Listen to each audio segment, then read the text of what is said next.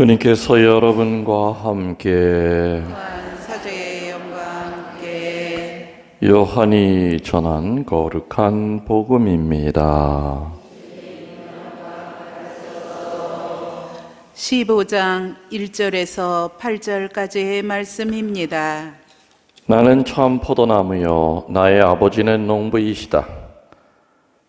나에게 붙어 있으면서 열매를 맺지 않는 가지는 아버지께서 다 쳐내시고 열매를 맺는 가지는 모두 깨끗이 손질하시어 더 많은 열매를 맺게 하신다. 너희는 내가 너희에게 한 말로 이미 깨끗하게 되었다. 내 안에 머물러라. 나도 너희 안에 머무르겠다. 가지가 포도나무에 붙어 있지 않으면 스스로 열매를 맺을 수 없는 것처럼 너희도 내 안에 머무르지 않으면 열매를 맺지 못한다. 나는 포도나무여 너희는 가지다. 내 안에 머무르고 나도 그 안에 머무르는 사람은 많은 열매를 맺는다. 너희는 나 없이 아무것도 하지 못한다. 내 안에 머무르지 않으면 잘린 가지처럼 밖에 던져져 말라버린다.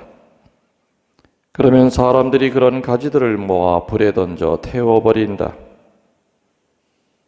너희가 내 안에 머무르고 내 말이 너희 안에 머무르면 너희가 원하는 것은 무엇이든지 청하여라. 너희에게 그대로 이루어질 것이다. 너희가 많은 열매를 맺고 내 제자가 되면 그것으로 내 아버지께서 영광스럽게 되실 것이다. 주님의 말씀입니다.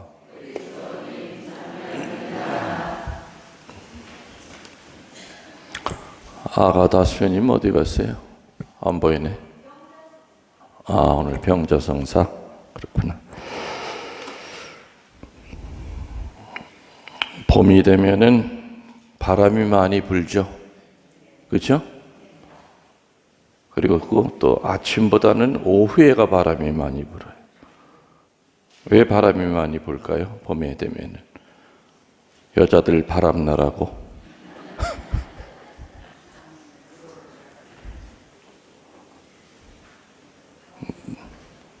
바람 부는 이유를 잘 모르시죠? 가르쳐 드릴게요. 그냥 내가 이것은 꾸며서 한 말이 아니라 정말로 나무들 때문에 그래요. 나무를 흔들리게 하기 위해서 그래요. 겨우 내내 뿌리가 땅 속에 죽은 것처럼 가만히 있죠? 그래서 나무를 흔들면 그 진동이 뿌리까지 내려가요. 이제 땅 속에 있는 물을 빨아들일 때가 됐다. 그래서 모세관 현상으로 쫙 물이 위로 올라가게 하기 위해서 나무를 신나게 흔들어 제끼는 거예요. 그리고 아침보다는 오후에 더 세게 부는 이유는 나무들도 밤에는 자요. 아침에 갑자기 잠자는 사람 잡아 흔들면 깜짝 놀래잖아. 그래서 서서히 식물학자가 하는 얘기예요. 내가 꾸며낸 말이 아니라. 그래요. 그분 시모님 왜 봄 되면 바람이 세게 부는 줄 아세요? 그걸 내가 어떻게 알아요? 다 이유가 있대. 하느님이 기가 막히게 이 세상의 생물을 깨운대요. 겨우 내내 겨울잠을 자던 그 뿌리가 봄이 왔다는 걸 알리기 위해서는, 운동을 하기 위해서는 가지와 줄기를 바람이 흔들어 줘야 된대. 그러면 뿌리가 그 진동을 느끼고 이제 내가 드디어 땅 속에 있는 물을 빨아 올려야 되는구나. 안 되는 거예요.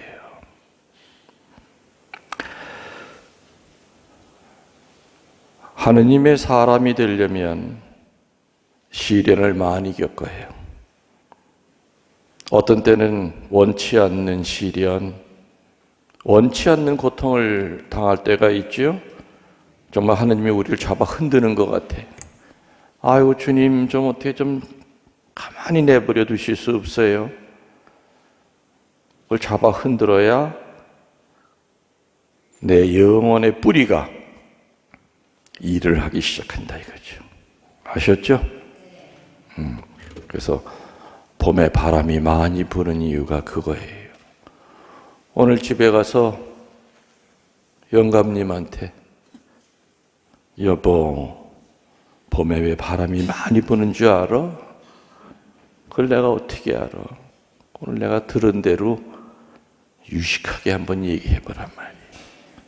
참 그러네. 듣고 보니까 또 그 말이 맞네. 정말 그렇대요. 그 식물학자들이 그런 얘기를 해요.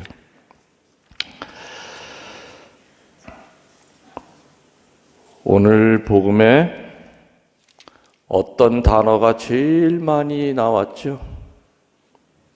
머물러라 라는 단어가 이따 나중에 한번 쉬어보세요. 몇 개나 머물러라 하는 단어가 많이 나왔는가. 근데 이 머물러라 하는 이 말은 내가 지난주 강론 때도 했던 얘기예요. 내 안에 머물러라. 네 개 안에 머물러야 된다고 그랬는데 그 네 개 알고 계신 분 한번 손들어 보세요. 내가 분명히 네 개 안에 머물러야 된다. 우리 수녀님이 대표로 한번 얘기해 보죠. 저 뒤에 문 좀 닫으세요. 네 개 안에 머물러라. 첫 번째, 성령 안에 머물러야 된다. 두 번째, 성체 안에 머물러야 된다. 세 번째, 성모님 안에 머물러야 된다. 삼성 안에 머물러야 된다. 세 가지의 거룩한 것. 그리고 그거 가지고는 부족하다고 그랬죠. 한 가지가 더 있다고 그랬어요. 말씀 안에 머물러야 된다. 성령 안에 머물지 않으면은 그냥 잘려져 나가요. 오늘 예수님이 머물러라 하는 얘기를 포도나무와 가지와 열매의 비유를 들어서 얘기하셨죠. 성령 안에 머물러야 된다. 또 두 번째 뭐라고 그랬어요? 성체 안에. 세 번째 성모님 안에. 마지막 지난주에도 내가 이렇게 다시 물어봤거든요. 그때도 이렇게 대답을 잘했어. 세상에 1년 전에 내가 얘기한 거라면 내가 이해가 가. 어떻게 주로 까마귀 고기를 많이 해 잡수시나 봐. 까마귀 삼겹살 드세요?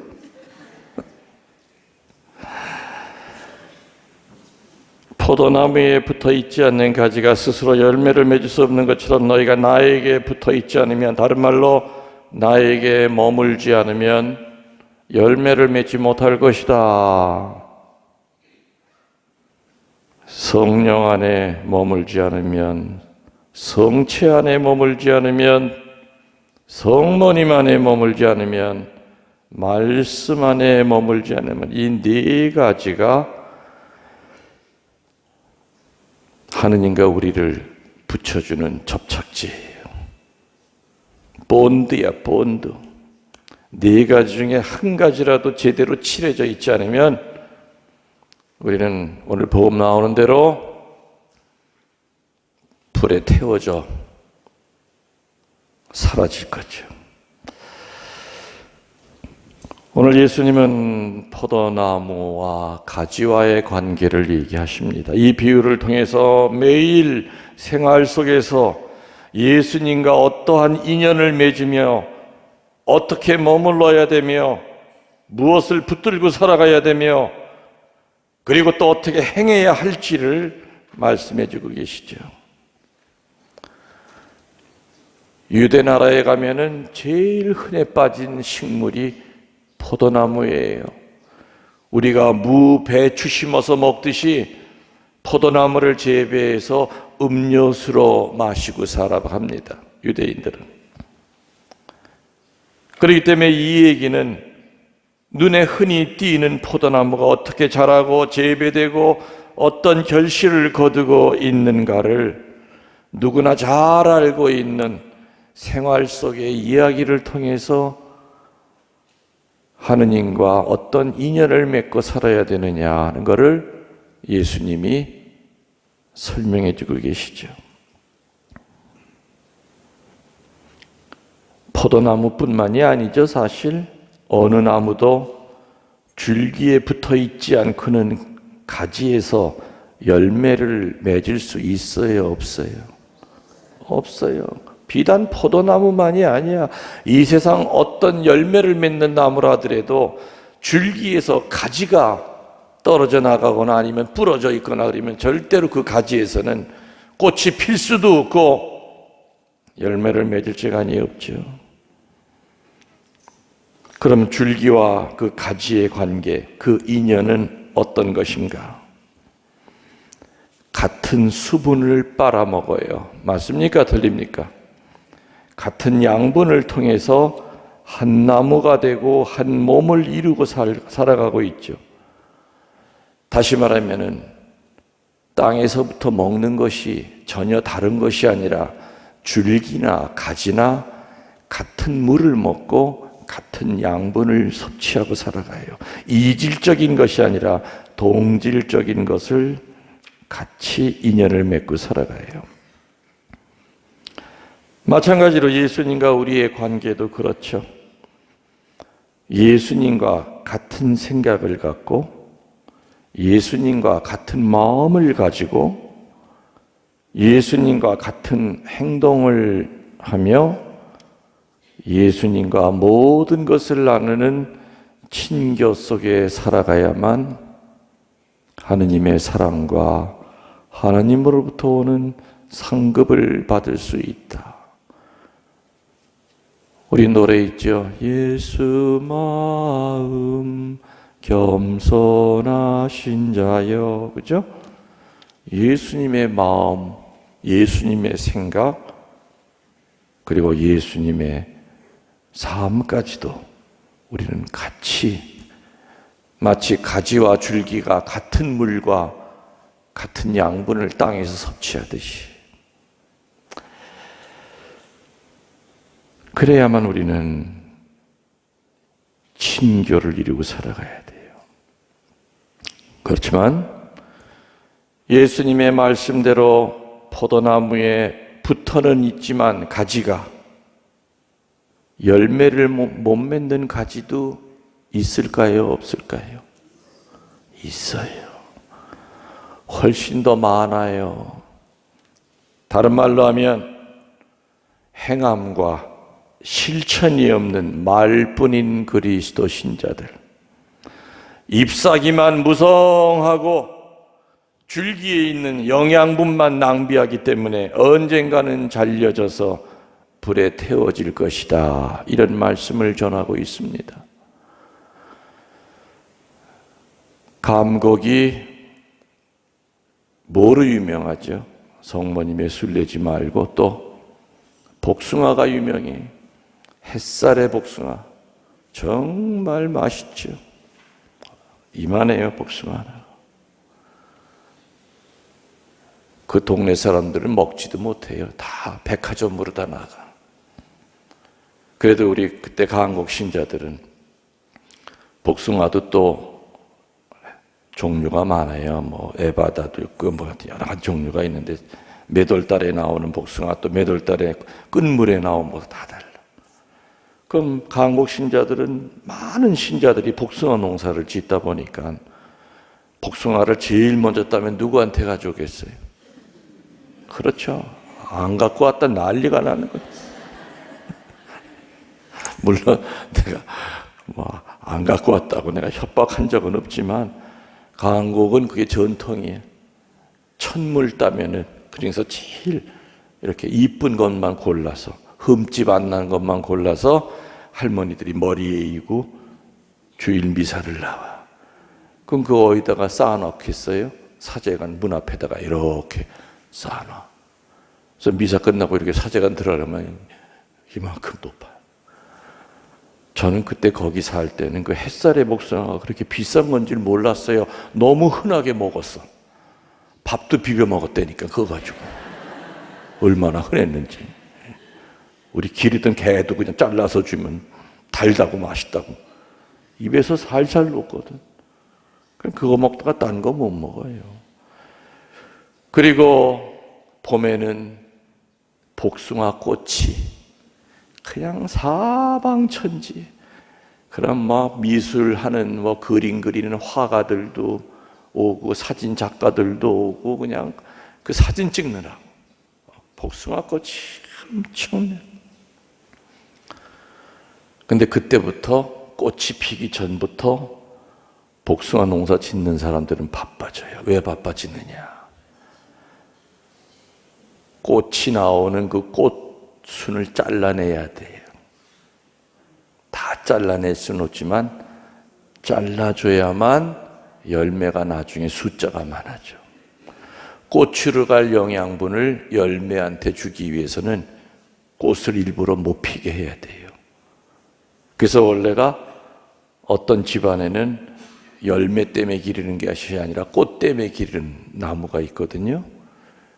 그러면은 꽃을 안 잘라요. 열매만 확 보기 위해서. 그래서 한국에도 연세가 많아서 어떻게 이제 농사를 못 짓는 그런 노인네들이 계세요. 그러면은 아예 꽃이 올라와도 꽃을 안 잘라. 그러면 꽃동산이 되는 거죠. 그 대신 열매는 못 먹어. 열매는. 다시 말하면은 우리는 죽으나 사나 열매를 맺어야 되죠. 신앙의 열매를. 그런데 열매로 들어갈 양분이 잎사귀로 들어가고 꽃으로만 들어가 버리면 열매는 진짜 요만해요. 열매까지 가질 않아요. 그 양분이 꽃이 다 먹고 이파리가 다 먹어버리니까. 그러니까 봄 되면은 농사 짓는 사람들은 열심히 그 꽃대 자르느라고 하나 자르는데 500원인가 뭐 아무튼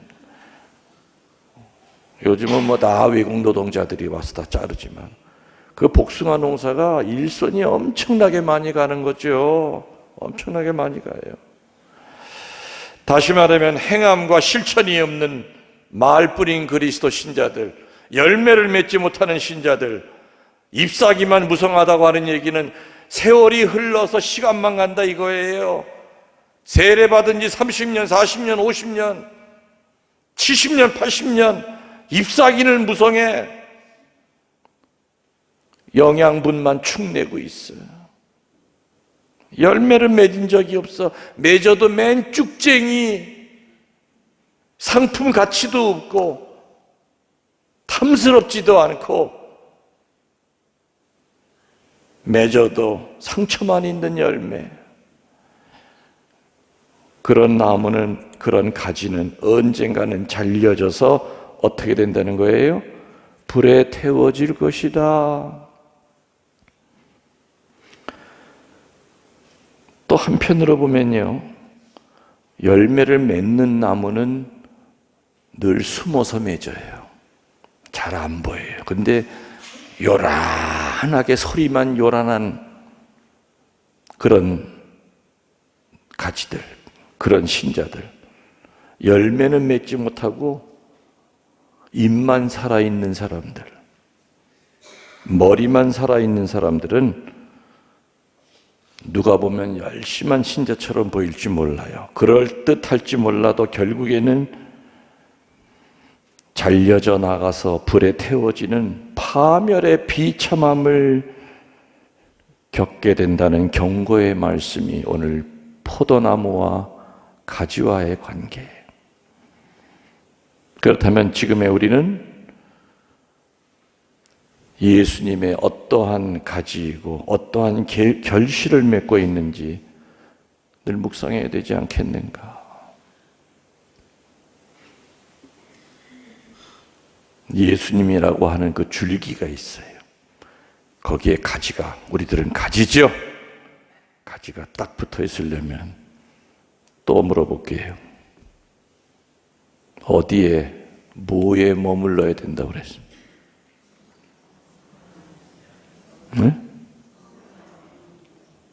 성령 안에 머물러야 돼. 두 번째, 성체 안에 머물러야 되고, 세 번째, 성모 신심 안에 머물러야 되고, 마지막 네 번째, 말씀 안에 머물러야 돼. 그게 예수님의 그 줄기와 우리 약한 가지를 딱 붙여주는 접착제예요.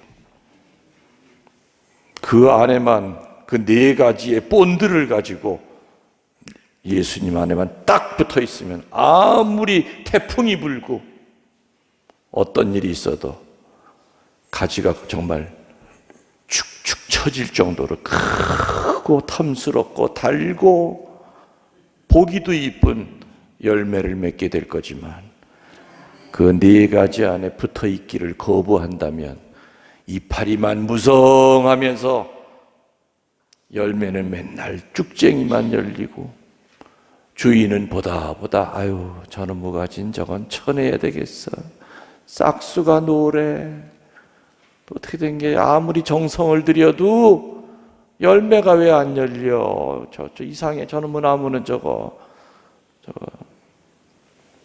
차라리 뽑아버리고 다른 나무를 심어야지.